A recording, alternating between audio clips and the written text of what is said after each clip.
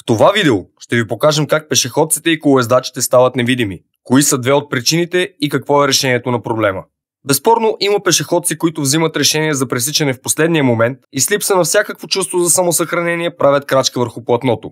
Има и колоездачи, увлечени в борбата с времето, уж безобидно нарушаващи правилата за движение. Ситуации, които могат да бъдат изключително опасни, болезнени и дори смъртоносни. Как обаче шофьорът да предотврати и избегне инцидента? Тъй като погледа играе основна роля при шофиране, за да разберем е нужно първо да знаем как работи човешкото зрение. Това е камера, с каквато вероятно разполага и вашия телефон. Може да гледаме на нея като на човешкото око, но тя е само оптиката и сензора, който улавя светлината. За получаване на крайния резултат, тази информация трябва да бъде обработена и запаметена, което е задача на процесора и паметта, за да имаме запечатан важен или интересен за нас момент. По същия начин, човешкото око е един сензор, който събира визуалната информация и я изпраща към мозъка за обработка и анализ. Естествено, цялата тази система не е с неограничен капацитет.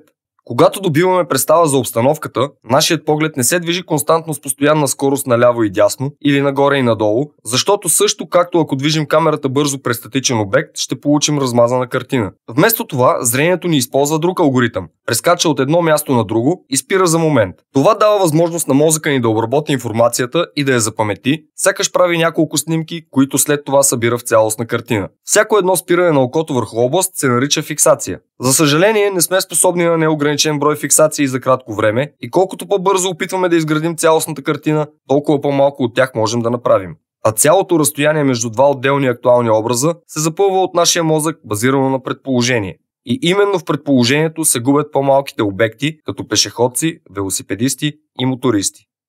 Ето няколко примера, в които можеше да бъде избегнато происшествието. Водачът на автомобила, който прави ляв завой, въобще не поглежда наляво. И макар велосипедиста да е в нарушение, защото не преминава пешеходната пътека, бутайки велосипеда, тази ситуация можеше да бъде избегната от шофьора, ако беше видял колоездача преди да започне маневрата. Една друга ситуация, в която всеки от тримата участници има принос за инцидента. Водачът на белия автомобил е запречил пешеходната и велопътеката. Велосипедистът, поради нетърпението си, решава да премине извън велопътеката и то зад белия автомобил, като така се скрива от синия, завиващ наляво. Но ако върнем малко назад записа, ще видим, че ако водачът на синия автомобил се беше огледал добре, щеше да забележи велосипедиста и да предположи какви биха могли да бъдат неговите действия. Решението – да не се предоверяваме на погледа си и да проверяваме повторно зрителната информация. Да увеличим времето, за да получим по-голяма гъстота на фиксациите. Ето пример. Подготвяме се за завой надясно. Сканираме обстановката внимателно и забелязваме двама пешеходци, които са с намерение да пресичат.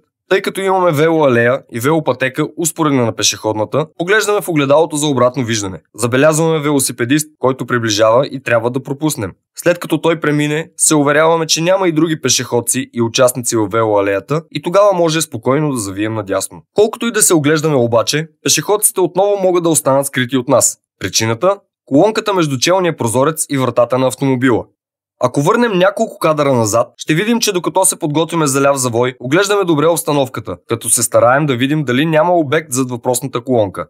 Отсреща виждаме пешеходец, който в един момент изцяло се скрива от погледа ни. Именно това е и причината за този инцидент.